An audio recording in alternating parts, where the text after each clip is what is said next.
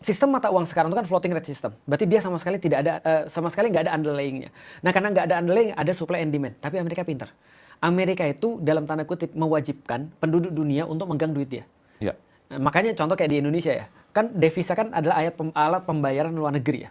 Nah, artinya Indonesia terus megang dolar. Karena ketika dia beli apa-apa harus pakai dolar. Makanya berlaku namanya jebakan petrodolar. Kenapa petrodolar? Karena Amerika mengendalikan pembayaran minyak menggunakan dolar.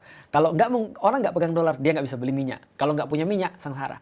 Nah, gampangnya adalah semua negara harus pegang dolar.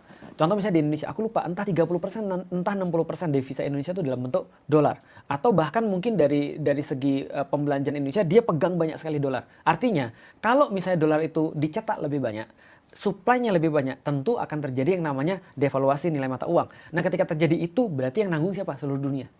Termasuk Indonesia. Nah, artinya Amerika itu, dalam tanda kutip, entah licik, entah cerdas tuh ya.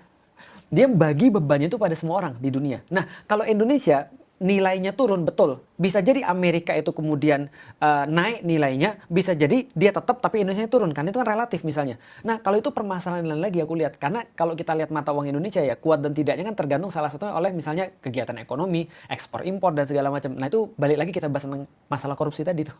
Nah, kenapa misalnya nilai mata uang, pertanyaan gini, bisa nggak sih kita tetap punya nilai mata uang yang bagus meskipun dolar itu sudah dalam tanda kutip bebanin kita? Jawabannya bisa-bisa aja. Cuman itu perlu terus kemudian kegiatan ekonomi yang bagus. Problemnya Indonesia memfasilitasi nggak kegiatan ekonomi yang bagus? 20 tahun yang lalu Cina kayak apa sih? 20 tahun yang lalu kayaknya aku nggak ngelihat ada Cina nguasai apapun deh.